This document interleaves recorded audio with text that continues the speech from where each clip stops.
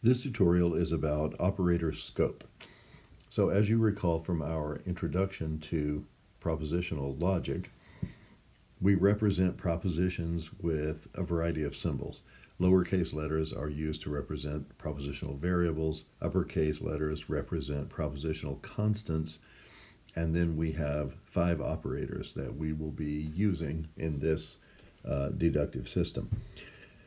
When we write a proposition using one of the symbols, for instance, conjunction, we use this upside down V looking thing to indicate conjunction.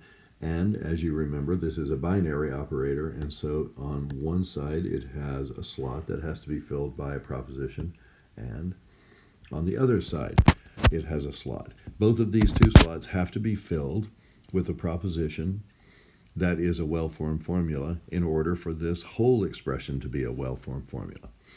The easiest instantiation of this overall form would be to use propositional variables that are atomic. So for instance, we might write P and Q.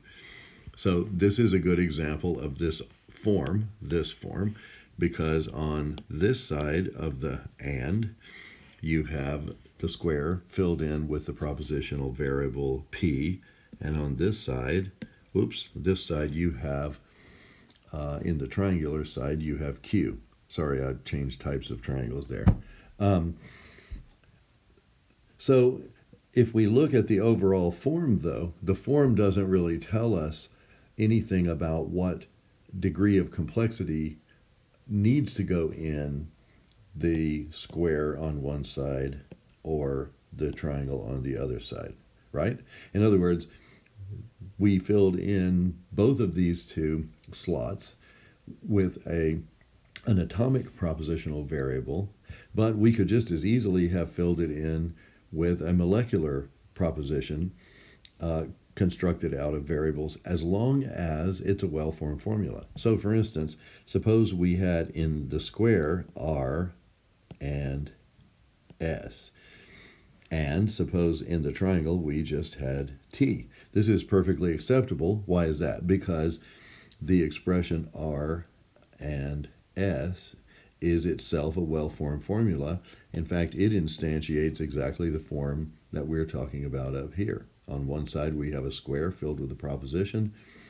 On the other side we have a triangle filled in with a proposition.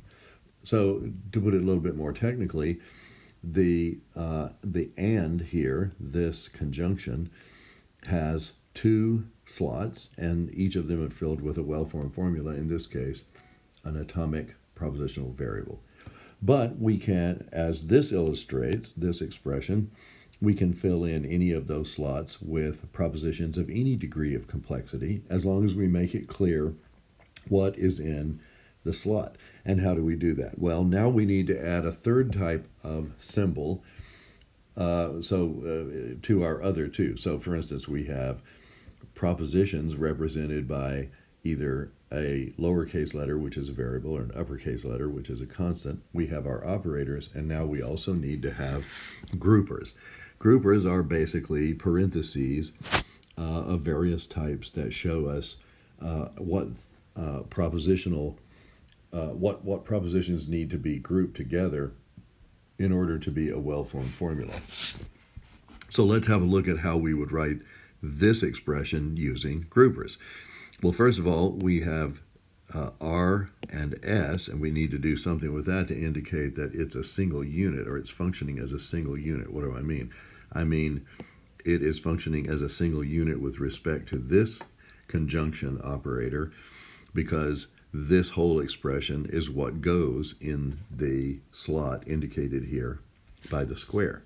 So the parentheses indicate that this should be taken as filling up that whole square, and then we have our and operator, and then we have the expression T, which is atomic, so it doesn't need groups to indicate that it is contained within the triangular slot. All right, so what this means is that the expression, parentheses open, R and S, parentheses closed, and T is a well-formed formula. How do we know it's a well-formed formula? Because a formula that is constructed of well-formed formulas is a well-formed formula. This is a well-formed formula because it follows, as I show here, it follows the pattern of conjunction with an atomic variable on one side and an atomic variable on the other side. So it's a well-formed formula, and because it's a well-formed formula, then it can fill the slot, as it were, for the conjunction operator to create an even more complex well-formed formula.